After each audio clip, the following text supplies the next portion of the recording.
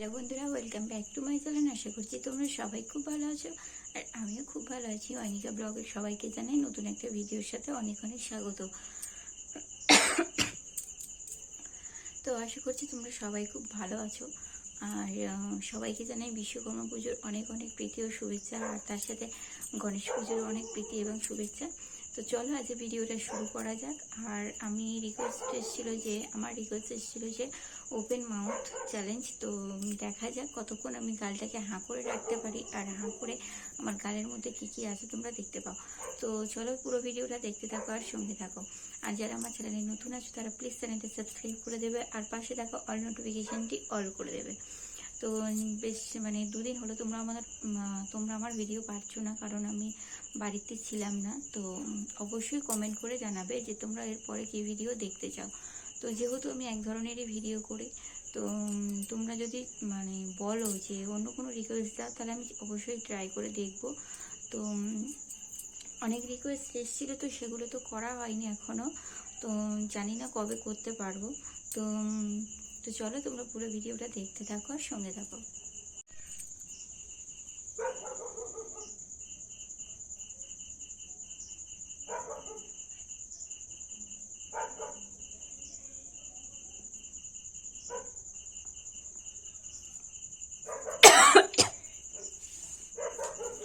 তো অন্ধকার হচ্ছে, তোমরা দেখতে পাবে না, কারণ আমি রাত্রিবেলা ভিডিওটা করছি।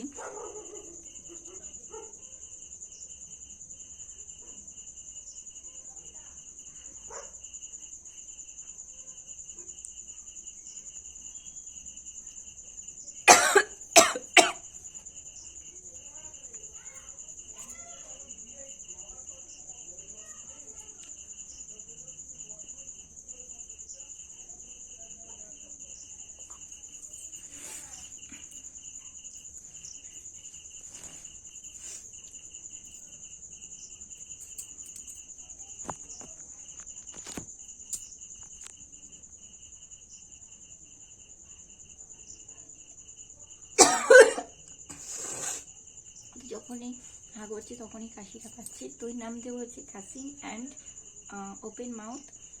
তো চলো তোমরা পুরো ভিডিওটা দেখো। তো আমার যেহেতু ভিডিও ছোটো হয়, তো তোমরা দেখো, পুরোটা দেখো কিনা জানি না। তবে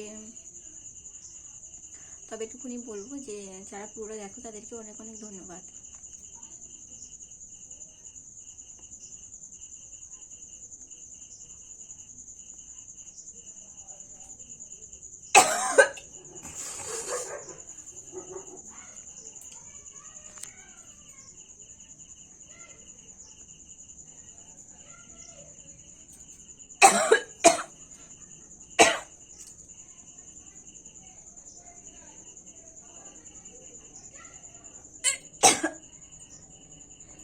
বেশিক্ষণ হা করতে পারছি না, তো এখানে অন্ধকার হচ্ছে, তোমরা দেখতেও পাবে না হয়তো।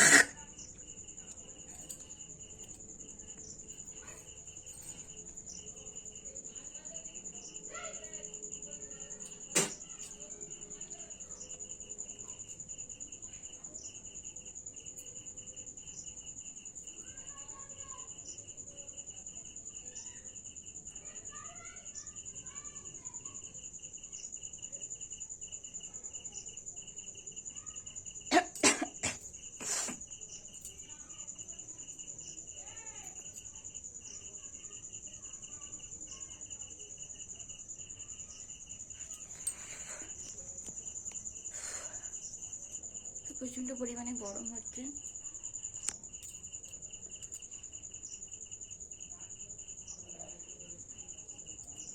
তো চলো টাটা বাই বাই। আজকের ভিডিও এটুকুনি, এর থেকে বেশি বড় করব না।